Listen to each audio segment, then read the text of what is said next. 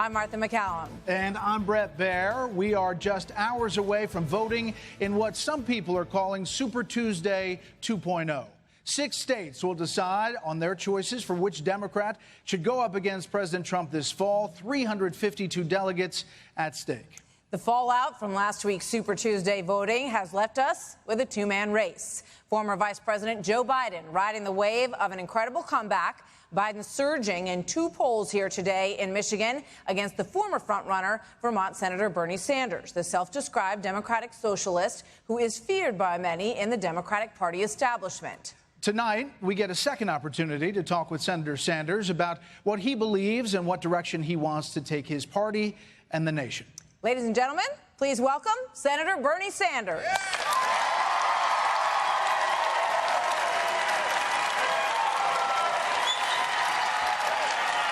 Senator, You're welcome. Good to have you.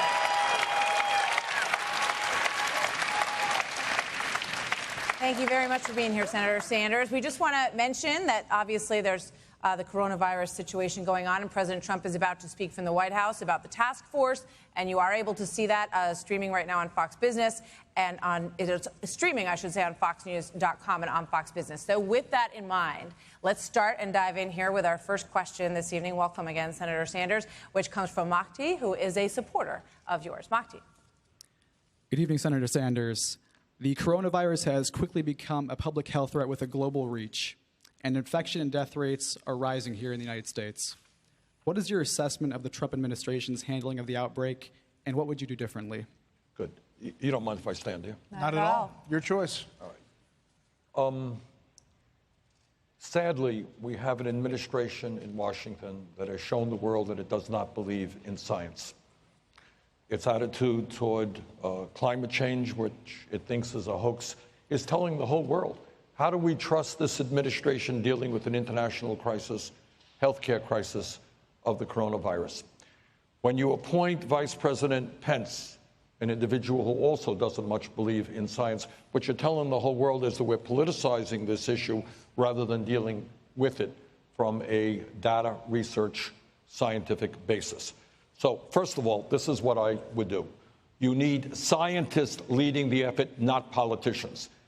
This cannot be in any way, shape, or form perceived to be a political issue. Number 2, we will talk, I am sure, about Medicare for all. Yes, but when I talk about health care being a human right and all people having health care, the coronavirus crisis makes that abundantly clear as to why it should be. You got millions of people in this country today who may feel that they have a symptom, but you know what? They cannot afford to go to a doctor. And then they're going to go to work. We have a president of the United States, doesn't matter, go to work. We have a president who says absurd things. So what we need to do is right now make it clear that all Americans, if you are feeling sick, go to a doctor. It will be paid for. Don't hesitate to go to the doctor. I'll give you another example.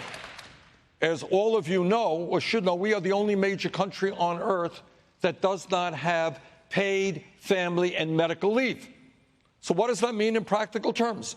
When half of the people in this country are living paycheck to paycheck, today you're feeling sick, maybe you're coughing, maybe you have a fever, but you know what? You got to get to work. You got to go to your job at McDonald's or Burger King or Walmart, because you don't go to work, you don't get a paycheck, you don't get a paycheck, you don't feed your family. What happens if you have that virus and you're going to work? You're spreading it to other people. So right now, while we move to make paid family and medical leave national policy, at this moment at least, we say to every worker, if you are sick, stay home, and we will figure out a way to make sure that you are compensated and get your salary so your family doesn't suffer. Senator Sanders, to Mahdi's point, to Mahdi's question about what you would do differently. Standing around the president right now are a lot of scientists, Dr. Tony Fauci, and the head of the CDC, a lot of experts. Good. Would you not have those experts? Of course I would. Well, what would you do differently to his point? But here is the point. I would not be a president saying to the world, oh, by the way, was he on Fox saying this, right? I have a natural ability to understand the problem. Is that true or not? But, sure, I think he did say that, yeah. All right. He doesn't have a natural ability. I mean, You don't. He said that to all reporters at the CDC. But I understand that. All right, but my point is, for a start, as a president, I don't claim, if I'm president, that I'm the world's greatest scientific expert on climate change or coronavirus. You listen to the scientists. You don't say stupid things. You don't suggest to people that you can go to work. That's not what the scientists Okay, well, let's talk about the economy. The market's dropped. What, we're not talking about coronavirus anymore? We are. This is to deal with coronavirus. The market's dropped 2,000 points. I always give this guy a hard side, you know. You do, but because I remind him he's on Fox Television. He forgot about it, but I wanted to. We'll be fair.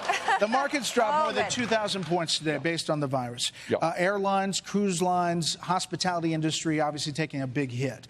What if those companies needed a bailout to stay afloat and avoid losing thousands of jobs? As president, how would you handle requests by American companies for a bailout? One of the differences, if I might say, between Joe Biden and myself is that Joe bailed out the crooks on Wall Street who nearly destroyed our economy 12 years ago. I'm using the word crooks. You're not, right? That's true. Okay. This is going to be fun tonight. You did use the word. That's correct. I used the word. Okay. And these guys, after destroying the economy, they came to Congress, and they hate, you know, they oppose, they want to cut Social Security, Medicare, and Medicaid, many of these Wall Street executives. But they came to Congress and they said, bail us out. And what I said at that point is, I understand the economy is in trouble. And if you want a bailout at a time of massive income and wealth inequality, that's fine. Go to your billionaire friends and we'll put a special tax on billionaires to bail out the economy. And it wasn't only the TARP funding, it turned out to be trillions of dollars in zero interest loans. So my answer right now is we will take a look at the economy. Obviously, we don't want the economy to tank. But when 3 people in America, Brett and Martha, own more wealth than the bottom half of this country, when 49% of all new income goes to the top 1%, when we have more income and wealth inequality than any time in the last 100 years, if we need to bail out the economy, you know who does it? The people on top, not working class people who are struggling today. And number two, when we talk about bailing out the economy, this is not going to just be more tax breaks and subsidies for large corporations. You want to talk about bailing out the economy? Let's provide health care to all Americans as a human right. How's that? Let's talk about raising the minimum wage to a living wage of $15 an hour. So you talk about bailing it out. If it's simply helping the people on top with taxpayer money from the middle class, no way. Let me ask you two questions that are part of one. The first one is you've talked about raising taxes on corporations, raising taxes on Americans to some extent as well. Would you, if you were in the Oval Office today, given what's going on in the economy right now, concerns that perhaps there might be a recession coming, as some people suspect could happen as a result of all this, would you hold off on raising taxes while that situation is going on? Well, what I would do, no, I think raising taxes does 2 things. Number one, it is one means of dealing with a grotesque level of income and wealth inequality. All right. I don't believe, Mike Bloomberg, as you know, was running for president. In the last 3 years under the Trump administration, his personal wealth increased by $15 billion. And I think that that's absurd. So I think one thing you do with progressive taxation is you say to the wealthiest people in this country whose wealth is exploding, while we have 500,000 people sleeping out on the streets, including 30,000 veterans, where we have kids who cannot afford to go to college, we're going to ask the wealthiest people in the country to pay their fair share. With respect, can I just, because you're answering that question, I think, the same way that you would have answered it a month ago before the virus happened. But I'm asking you, in the middle of right now, when we are potentially in an economic crisis, you've got all these companies that are halting conferences and cruise ships and all these things.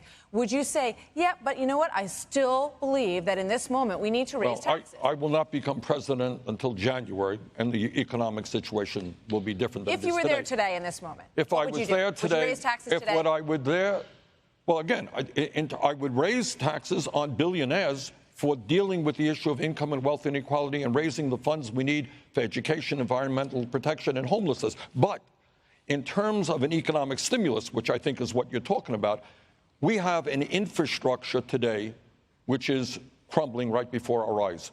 We have millions of people spending half of their income on housing in this country. So what I would do is invest in working class people in good paying jobs by rebuilding our crumbling infrastructure, roads, bridges. I don't have to tell the people of Michigan, who have lived through Flint, Michigan, about a horrible water system. All right, but one more question with regard to billionaires. Bill Gates is coming up with a home test kit that he's going to give out all over that area. Other billionaires who are at pharmaceutical companies are putting, the pedal to the metal to try to find treatments and vaccines. So there are good things that billionaires do in a time of crisis, right? Martha, but take a step back. I understand that. And I'm not here to demonize anybody. I really am not. I have nothing personal against Bill Gates, who has done many good things in his life. His foundation has done good things. But don't you think it's a bit absurd that in the wealthiest country in the history of the world, we have to depend upon the generosity of billionaires to help us? We should be too. Okay. We're going to move on. We're going to move on to the next audience question. But if you had to, would you close down the borders? No. I mean, what you don't want to do right now, we have a president who has propagated xenophobic anti-immigrant sentiment from before he was elected. What we need to do is have the scientists take a hard look at what we need to do. There are communities where the virus is spreading. What does that mean? It may mean self-quarantining. It may be not having public assemblies.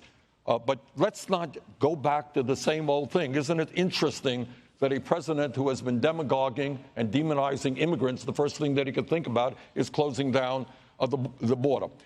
So we need scientists to tell us the appropriate approach, not a political approach. Okay, let's turn to an audience question. Allison? Allison? Yeah, go ahead. Hi, Senator Sanders. So to some people, you're seen as too liberal. It seems like you have the right ideas, but to most moderate Democrats, it seems like Joe Biden could get more accomplished in office. So how will you ensure that you can accomplish all of your goals in office and leave the country in a better place after 4 years? Thanks, Allison. I reject the idea. I really do. That's one of the things that bothers me. I hear it every day. I hear it on the media. I hear it from my opponents. Bernie is an extremist. Bernie is too radical. Okay, let's deal with it. Is raising a starvation minimum wage of $7.25 an hour, which has not been raised in 10 years, to $15 an hour, a living wage, a radical idea? No. Is making public colleges and universities tuition-free so that all of our people have the opportunity to get a higher education in a competitive global economy? Is that a radical idea? No. Is doing what every other major country on earth does, guaranteeing health care to all as a right. I live 50 miles away from the Canadian border. This is not a communist society up there in Montreal. They guarantee health care to all. They spend 50% of what we spend. Is passing a Medicare for all single-payer system a radical idea? No! And last point, Donald Trump, I know he's on the network a whole lot. Donald, you're probably watching. How are you? All right, I know. Wanted to say hello to the president. He's actually giving a news conference. Oh, is he? Well, I'm sure he's watching Fox on the side there. He's kind of addicted to your station. Trump thinks that climate change is a hoax. And that's because he doesn't understand or respect science. I believe that climate change is an existential threat to this planet. I will listen to the scientists who tell us that we have got to move aggressively to transform our energy system away from fossil fuel to energy efficiency and sustainable energy. And through a Green New Deal, by the way, we can create up to 20 million good-paying jobs. So my point is, I appreciate Allison raising the question. I just don't think any of those ideas are radical. All right, let me ask you, just back to Allison's question, which was, how you would get things done in Congress when there are a lot of folks who don't agree with all of the ideas that you just mentioned. And here is one of them. This is Hillary Clinton. She talked about you in a documentary that was released earlier this week. Watch this. Bernie just drove me crazy. He was in Congress for years. He had one senator support him.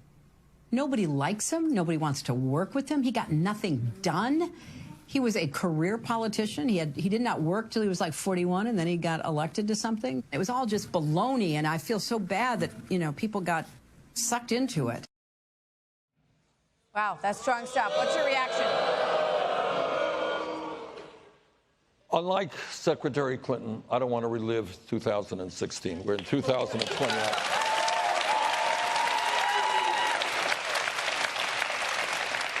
But what I would say, on a good day, my wife likes me. But also, if you guys look at some of the polling that they do for United States senators, they do polls, how popular you are.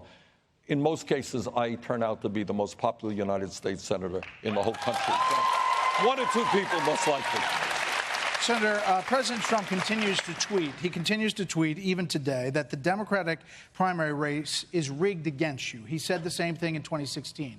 So do you agree with President Trump? Well, given the collapse of the stock market today, given the spread of the coronavirus, one might think, to tell you the truth, that a president of the United States would be worrying about some other things rather than the Democratic primary. But maybe I'm wrong on that. Look, Trump has his agenda, and I have the feeling that deep in his heart, he's really not all that worried about me. I appreciate his concerns. You will forgive me if I don't necessarily trust him or believe him. But I will say this. He has some very smart political consultants around him. And a couple of weeks ago, somebody asked him, well, who would you rather run against, Sanders or Trump or whatever? And what the guy said, I forgot his name, he said, you know what? Running against a movement makes me nervous. Because they understand that our campaign is more than just a campaign. We are creating a multiracial, multi-generational political movement of young people, of working people, of people who believe in justice all across this country. And in his heart of hearts, I think that is what makes Trump very nervous. Let's talk about the economy. Jonathan is an undecided voter, I believe, and he has the next question. Jonathan? There he is. Where's Jonathan? There he is. Okay. Hi, Senator Sanders. If you were met with an obstructionist Congress, what compromises would you be willing to make to still promote your chief policies? I didn't hear the last part of the question. What compromises would you be willing to make to still promote your chief policies? In other words, if you have a Congress that doesn't agree with you, Yeah. what compromises would you make to get it across the finish line? Look, I should tell you, I know that there's another mythology going out around me that everybody hates me. We heard that from Secretary Clinton, that I can't work with anybody. Check the record, and you'll find that in the 1990s, when I was in the House, I passed more roll call amendments on the floor of the House, bipartisan, than any other member of the House, year after year after year. So in other words, when we see people who have common interests, I don't care what party they're in. For example, there were and have been and are today a number of Republicans who are outraged that we are spending 10 times more for prescription drugs, same prescription drugs than people in other countries. That we're getting ripped off day and night by the collusion and price fixing in the pharmaceutical industry. There are Republicans who want to address that. I will work with them on that issue. There are Republicans who know that our infrastructure, roads, bridges, water systems are collapsing. I will certainly work with them on that. I worked with Mike Lee, Mike Lee of Utah. Mike and I, was a very conservative Republican from Utah. Mike and I worked together to pass for the first time under the War Powers Act a Senate resolution getting the United States out of the horrific war in Yemen. All right? Mike Lee, a conservative Republican, and I worked together on that. I worked with the late John McCain, who was a friend of mine. We had different points of view, but I respected John immensely. John and I worked together when I was chairman of the U.S. Senate Committee on Veterans Affairs on perhaps the most comprehensive veterans bill passed in modern history. So the idea that I cannot work with Republicans on issues where we can come together is just not accurate. All right, so a lot of the questions that deal with trying to pin you down on specifics. About, all right, go for it, how Brett. you're going to pay for your programs. Good. Now, several economists have really tried to calculate the cost of the total list. I'm talking Medicare for All, Green New Deal, free college, housing, all of it free together. college, public colleges and universities. Understand the caveat. Harvard will not be free on my Estimates put it at a staggering $55 trillion with a T over the next decade. Now, it's hard to describe that much money, $55 It's a lot of trillion. money. All right, so just give me a second. Here's 1 second. 1 million seconds is 12 days ago. 1 trillion seconds is 31,689 years ago. That's 1 trillion. You're talking $55 trillion. Hold on. If entirely covered by taxes, it would be nearly double the existing level of taxes. If entirely covered by borrowing, it would soar the national debt to $78 trillion. Now, the national debt is $23 trillion right now and counting. So, how can you pay for all this? Good. All right. Now, I don't have the teleprompter. All right, but I'll do my best. All right. I was to get the numbers right. Okay, good question. All right, let's deal with it. Fair question. Bernie, you're proposing bold ideas. How are you going to pay for them, right? With a big price tag. Yes. All right, let's deal with them. Medicare for all. How are you going to pay for Medicare for all? Fair question. How are we paying for it right now? We're paying for it right now by spending twice as much per person as the people of any other country. The average family in America makes approximately $60,000 a year. They are paying $12,000 a year, 20% of the income for health care. Their employer is paying even more. So what I propose is, instead of you, an average worker, paying $12,000 a year, what we are going to do is eliminate all premiums. And now let's be fair about this. Sometimes we're not fair on television. All right? Premiums are gone. Got it? No one's paying any more premiums. No one's paying any more co-payments on the Medicare for all. The absurd concept of a deductible is gone. All right? We're going to lower, because we're going to end the greed and collusion of the pharmaceutical industry. Nobody under my plan pays more than $200 a year for prescription drugs. Okay? All of that. Got that? No one's paying that. Then I say to you, look, health care is not free. I'm not suggesting to you it is. You're the average worker. You're making $60,000 a year. What I say to you, there are various options out there that we put on our website. Number one, we have proposed a 4% income tax on you, exempting the first $29,000. So people making $29,000 or $1,000 or less don't pay anything. But that would mean that you would pay 4% of $31,000. That's $1,200 a year. You know what, guys? Comprehensive health care under my Medicare for All plan, by the way, that includes dental care, hearing aids, eyeglasses, and home health care. $1,200 a year is a pretty good deal, it seems to me. That doesn't cover it all. That does not cover it all. Not nearly. What we impose is a 7.5% payroll tax on employers. That will save employers money. And then, through progressive taxation, we fund the rest. How much does all that add up to? Okay, here we go. Give me a minute. Okay. All right. He took a minute. Give me a minute Yeah, response. sure. Okay. Take it. Right now, the estimate is from the Department of Health and Human Services that over the next 10 years, this country will be spending about $50 trillion. Got it? $5 trillion a year. Okay? According to recent studies, Medicare for All will save money because we're doing away with the profiteering of the insurance companies and the drug companies. And here's the main point. Right now, we have to, as a nation, administer thousands of private insurance plans, which cost a fortune to do. Do away with that because you have one broad plan. You can save some $400 or $500 billion. So to answer your question, right now, the federal government, through Medicaid, Medicare, and other public health programs, we're spending about $30 billion a year. We think you'll need about $47 billion to fund what I want to fund. That's $17 billion more, and it comes through the mechanisms that I talked about. This is just Medicare for all. That's just Medicare for all. There's a long list. There is a long list. But here's the point. We have documented, and it's a fair question, guys. I got it. We have documented how we do pay for that. Let me go to free tuition in public colleges and universities and canceling all student debt. How do we pay for that? We pay for it through a modest tax on Wall Street speculation. That's how we pay for it. But you're going to also, everyone is going to have to increase their taxes. Last time we talked, you said, yeah, probably middle class will also see their taxes go up. You also talk about cutting defense spending. When you look at defense spending, we've spent $6.4 trillion over 19 years in Iraq and Afghanistan. If you said, I'm not going to spend $1 after that, you wouldn't even come close to making the money back if you cut defense spending to cover the plan that you're talking about at $55 trillion. All right, but one second. All right. If you look at what I'm doing issue by issue, I told you how we would fund Medicare for all. You're saying, and this is where we need from media kind of honesty and respect in this sense. No, I'm not beating up. No, I am not beating up on these guys. Well, I am not. We're just looking at the I am not numbers. beating up on you. I mean, all that I'm saying. You have your estimate numbers. We have it's not even the numbers. as well. Martha, here's the point. This is not numbers. It is. No. All right. Well, here's numbers then. If right now you're the average worker, okay, you're paying $12,000 a year for health care. And if I said to that worker, that I can provide better health care for substantially less. But you'll have to pay more in taxes. I admit it. Okay? So let's say you pay $1,200, $2,000 more in taxes for comprehensive health care, but you're not paying $12,000 in premiums, co-payments, and out-of-pocket expenses. Who has the better deal? Well, that may be true for the $12,000 a year person. For the $30,000 or $40,000 a year per person who likes the health plan they have from their employer, there's 180 million Americans who have coverage that they like, but you're going to take that away from them. No. First of all, No? it's 150 million, and this is what we're doing.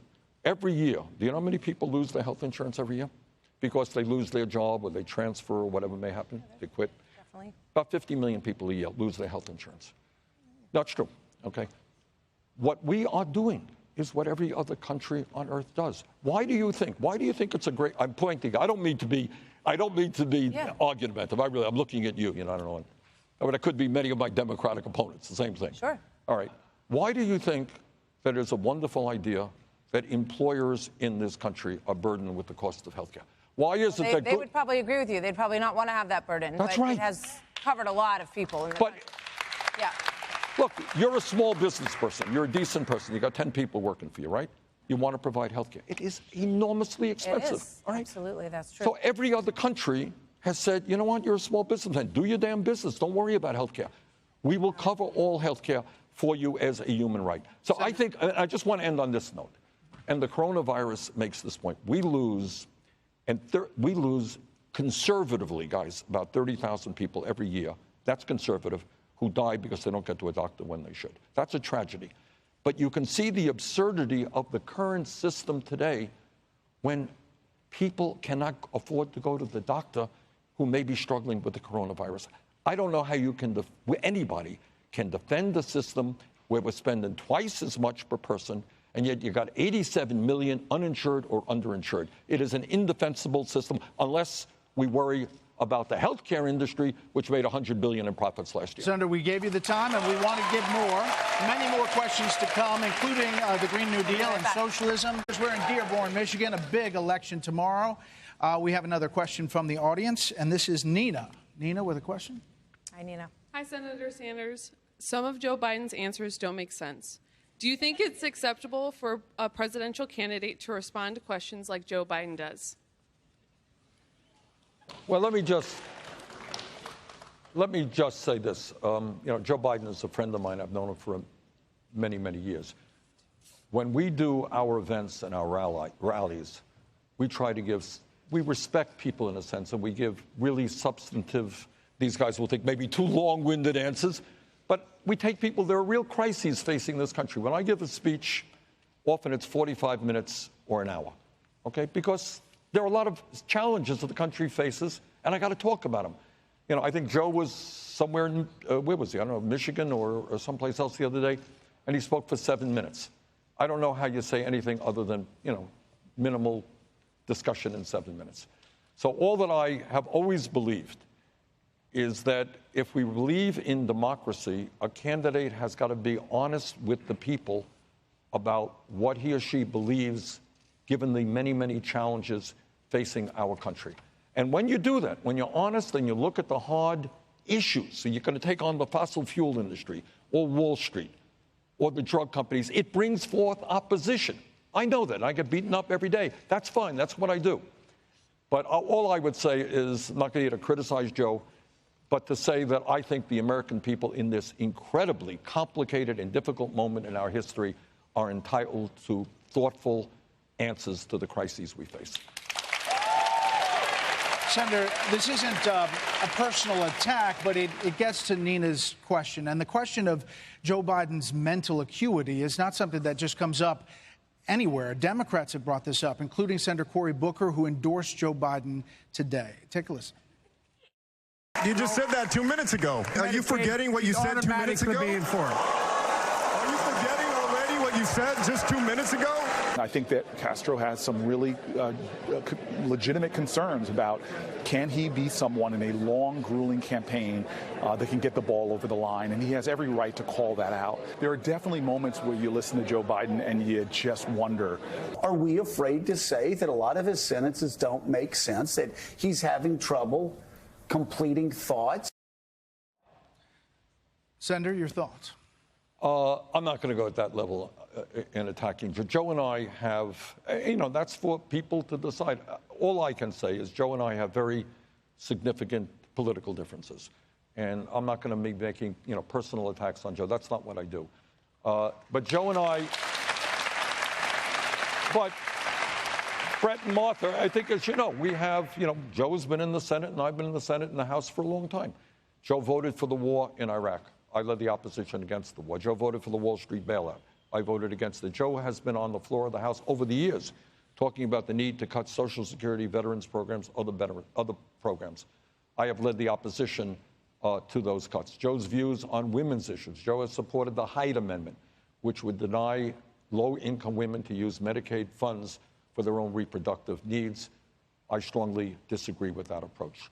So on issue after issue, even in terms of how we raise funds for our campaign, Joe has the support of at least 60 billionaires funding his campaign. Let me just ask you one quick question. You said a moment ago that he gives 7-minute answers. Are you suggesting that he lacks substance? No, I didn't. Well, I'm just saying, look, I'm here, we're talking about real issues. Right. All right, and we can go on for 3 hours talking about them. If I'm going to give a speech to people, and that was at a rally or event that he held, I can't do it in 7 minutes. There are too many issues. There's healthcare, education, climate change, immigration reform, criminal justice reform. I don't know how you do that in 7 minutes. So all that I'm saying, Martha, is that I think as a candidate for president, you owe respect to the people, and you have to have the courage or the desire to say, hey, this is where I'm coming from. This is my view. You disagree with me? Fine. But I can't do that in 7 minutes of a speech. All right, let's go to Margaret, who is in the audience. Margaret? Hi, Margaret.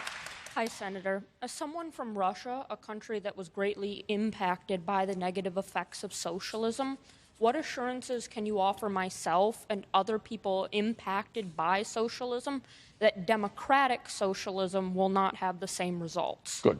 Thank you for the question, Martha. Martha? Margaret. Okay. What happened and existed in the Soviet Union was not socialism. It was authoritarian communism.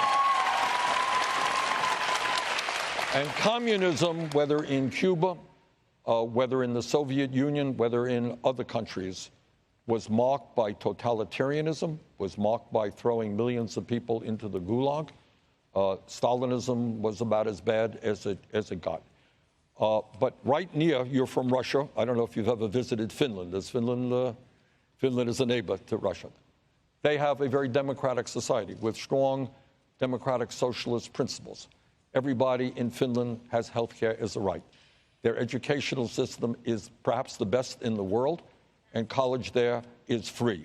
They take environmental responsibility very, very seriously. They have one of the lowest rates of childhood poverty in the industrialized world. And you know what? Their voting rate, people who participate in their elections, is a lot higher than it is in the United States.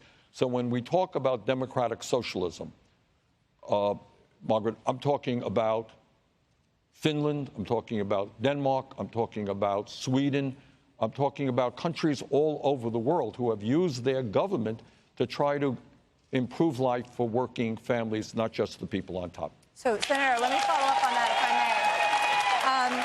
Basically, since the 90s, if you look at examples in Sweden and Denmark, they have been lowering or cutting property taxes, lowering corporate taxes, allowing vouchers for schools, for public schools and private schools, which is one of the reasons why their education has improved. The founder of IKEA, who famously came back, left his home country, moved here, has now gone back because he says the tax environment for him is getting better. So they appear to be moving away more towards market reform and not towards what you're describing you'd like to see here. All right, but if you, and I'm not an expert on the current economy in Sweden, but disagree with me if you want, does Sweden guarantee health care to all people as a human right? Yeah, but they're finding other ways to pay for it Well, because they have to improve their economy to cover But it. they guarantee every They person, do. regardless of income, yes, Right. can go to college. Is that the case in the United States? That's certainly not.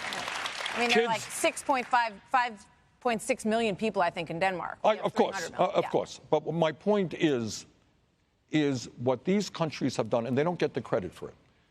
We have, in America, unbelievably, the highest rate of childhood poverty of almost any major country on earth. In terms of the African-American community, like 1/3 of our kids, African-American kids, are in poverty. Check out the poverty rate for kids in Scandinavia. It'll be far, far lower. Their retirement benefits for their older people are better. Their wages that their workers make are better. So I cannot give you, I should know it, but I don't, all of the details about the tax system in Sweden. But all I can say is they have gone a long way to eliminate poverty, to make sure that all of their people have the basic needs that they need in order to live good lives. And by the way, in international study after international study, it turns out that countries like Denmark are the happiest countries on earth. And you know why? Because if you don't have to worry about how you're going to pay for health care, if you don't have to worry about how you're going to afford to send your kids to college, if you don't have to worry about the cost of childcare, if you're earning a decent wage, even if you're paying more in taxes than you may be paying in the United States, that takes a huge load of stress off of your backs. You mentioned Cuba there. You mentioned Cuba and authoritarian regimes. There are a few moments in races that seem like turning points. And many experts looked at that moment on 60 Minutes when you talked about Fidel Castro's literacy program as a turning point in this race. Do you regret at all saying what you said at that time in this race? No. Look, I have spent my entire life fighting for working people and fighting for democracy. And Brett, if you check my record, I have condemned authoritarianism, whether it is in the Soviet Union, whether it's in Cuba, whether it is in Saudi Arabia. They're not having too many free elections there. Whether it's the United Arab Emirates, wherever it may be. I happen to be old-fashioned, and I believe in democracy. So if you look at a country like China, for example, today, is China a democracy? Of course it's not a democracy. It is an authoritarian country, and Xi is taking it in a bad direction. But what can we say about China in the last 50 years? Would anybody in their right mind deny that extreme poverty in China has been reduced? Can anyone deny that? Of course not. Does that mean we approve of the Chinese government? No, it doesn't. But I think, sometimes, and I know it's hard, given, gotcha, not you, no, given the media that we deal with and everything else, you say something and people can beat up on you. I think you got to tell the truth. So if in China they've reduced extreme poverty, does that make me a communist who supports China? No, I'm just telling you a simple fact. I guess it was Democrats who weighed in. Of course they did. Stephanie Miller, a Democrat from Florida, said Castro was a murderous dictator who oppressed his own people. His literacy program wasn't altruistic. It was a cynical effort to spread his dangerous philosophy and consolidate power. Well, that's a Democrat. I know. Well, so what? I got a lot of Democrats who were attacking me as well. You know that. Nothing new there. But, if you remember what Barack Obama said, when Obama correctly tried to bring a normalized relationship with Cuba, what he said, I don't want to misquote him, but he said something, I'm paraphrasing, to the effect that Cuba has made progress in healthcare and education. Yeah, so that doesn't mean you support authoritarian governments. That's all. So the New York Times just wrote a very large piece on how the Soviets, I don't have to only worry about Fox. I got to worry about the New York Times, too. About the Kremlin in the 80s and suggesting that they used you. There's a picture from the piece for propaganda purposes. Here's a quote from the piece. The documents show the Soviets' intensive preparation to use Mr. Sanders' interest in their country to their advantage. What do you say about that? I say that the New York Times got it very, very wrong. What I established in late 80s, as mayor of the city of Burlington, a sister city program with Yaroslavl in the Soviet Union. Do you know who was advocating in a very strong way the establishment of sister city programs all over America? A communist named Ronald Reagan.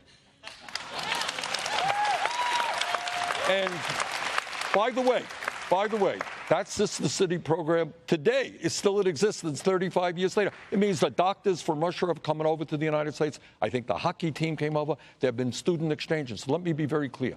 I think that was a great idea. And I want to see more. Rather than spending money, billions of dollars on the military, I want kids from all over the world to visit the United States. You don't think they were, sort of using your interest in their country in any way to sort of find an in any way?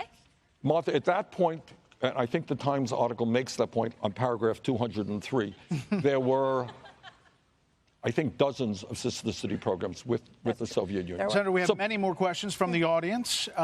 What about colleges and paying for college? Good. That is a real question from somebody in our audience as our town hall continues with Senator Bernie Sanders. We are back, and we want to get to the next question from the audience, which is from Sharif. Sharif, hello. Evening, Senator Sanders. Good evening. As a Palestinian American, I and many like myself would like to know what your plan is to bring a fair resolution to the Palestinian-Israeli conflict.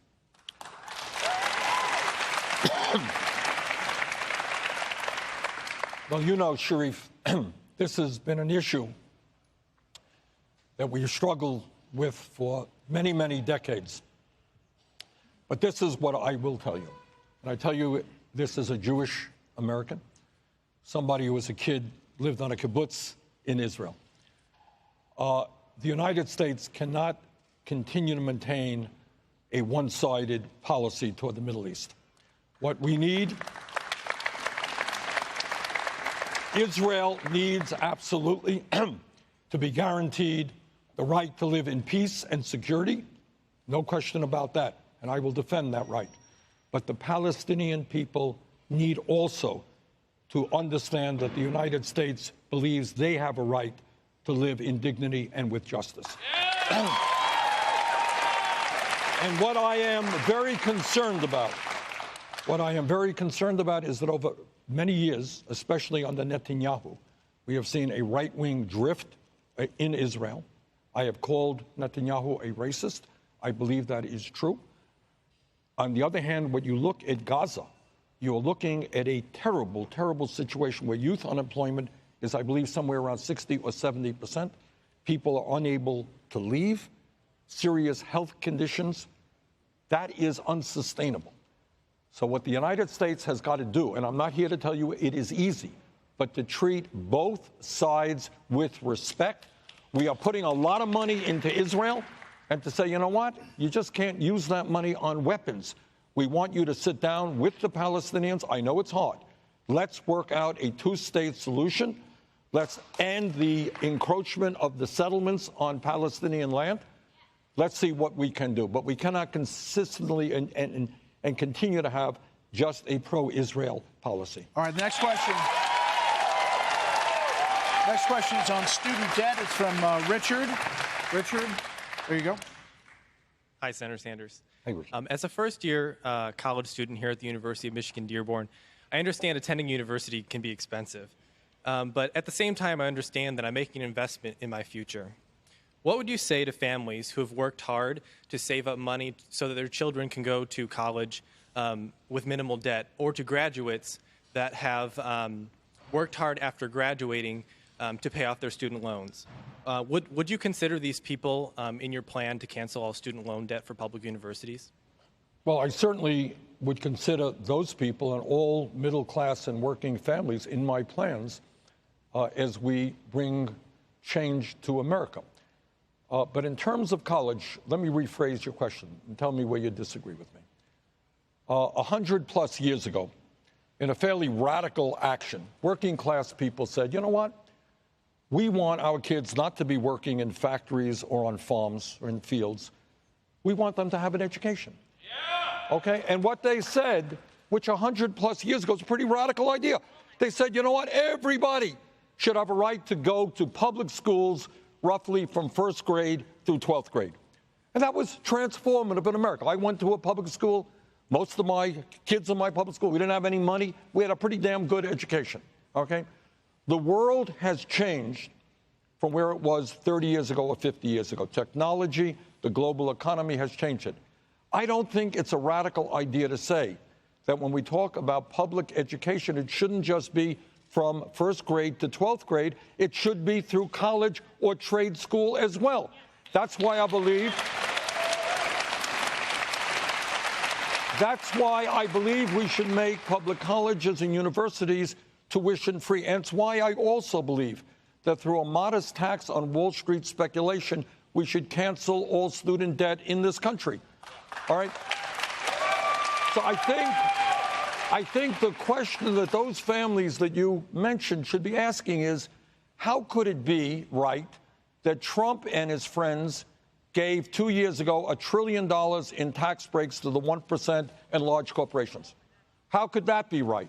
How could it be right that the fossil fuel industry, which is today, with their product, if you like, destroying our planet, gets tens of billions of dollars a year in subsidies and tax breaks?